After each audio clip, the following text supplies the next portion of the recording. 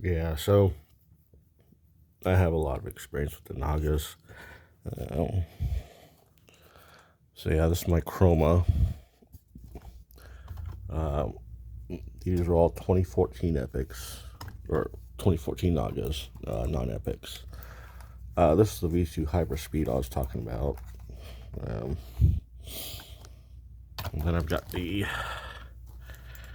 Epic Chromas. These are wireless. The Naga Trinity. The extra side plates are actually upstairs with my other mouses.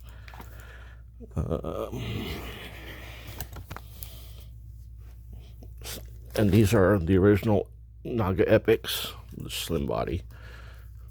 I call these like the spider body. And then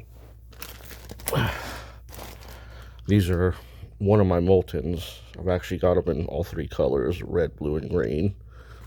But the blue and green are in use right now. Yeah, so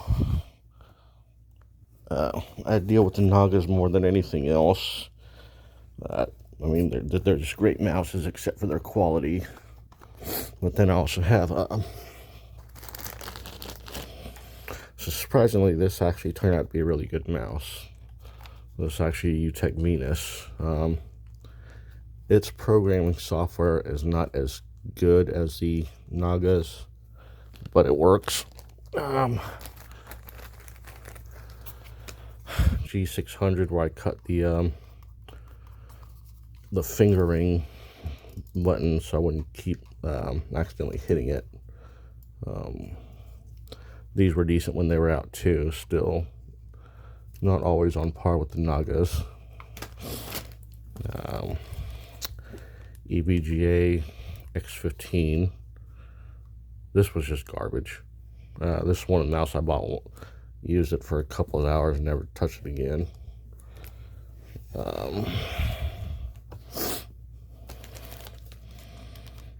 Corsair Scimitar. I mean, these are okay. The programming software is a tad bit more confusing than any of the other ones because you have to use a whole IQ suite. And that whole IQ suite is just garbage. So this is that M990. I put some clear silicone dots on it to get used to the 16 buttons on the side. But when it lights up, you can see through the clear shit and see the numbers. The only button on this that is not programmable is this one right here. This is to change your onboard memory profiles.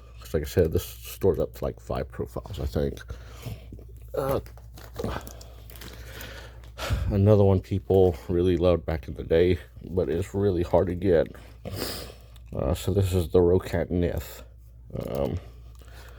This one was modular before the Trinities and all that came out, because you could literally change the buttons you wanted. You could have these, or you could have a mix of these plus these, or these and this. Fully modular mouse. This is another one I bought. Used it for a day, stopped using it. It's just too massive. But I kept it for my collection. It's just way too big of a mouse for my hands.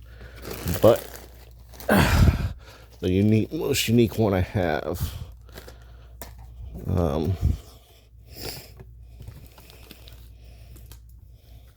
probably one of the best feeling ones. This is a Mad Catz MMO.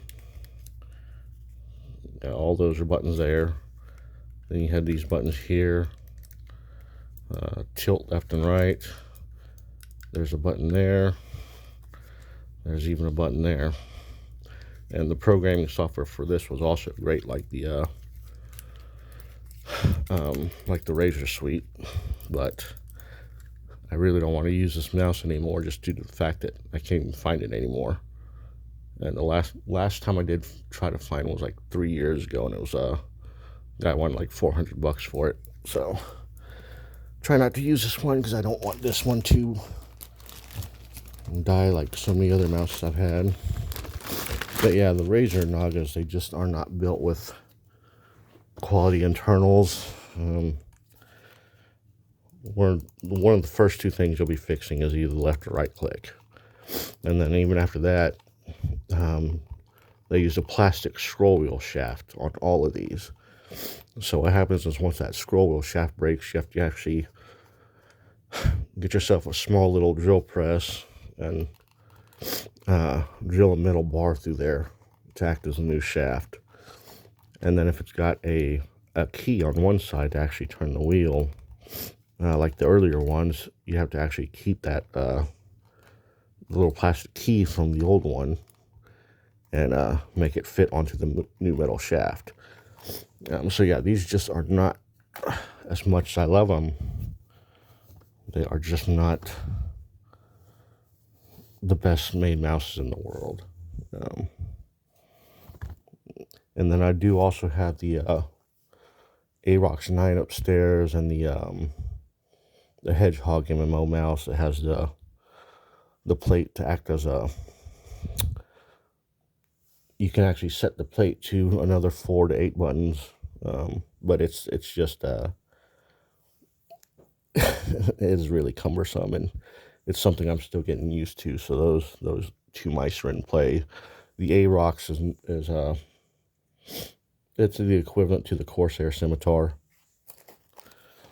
It's actually bigger than the Corsair Scimitar, but it's your simple 12 grid mouse as well. There's nothing fancy about it.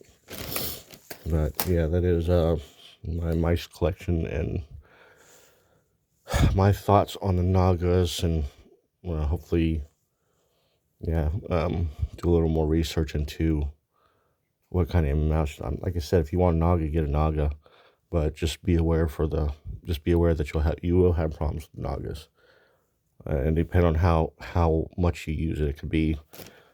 I mean, I've seen some people that use them lightly to last like 10 years or so, but in my case, I'm on the computer all day, running scripts and everything all friggin' day. So they only last a couple years until I have to replace one of the buttons or do some sort of repair on them. So yeah, hopefully that'll help you.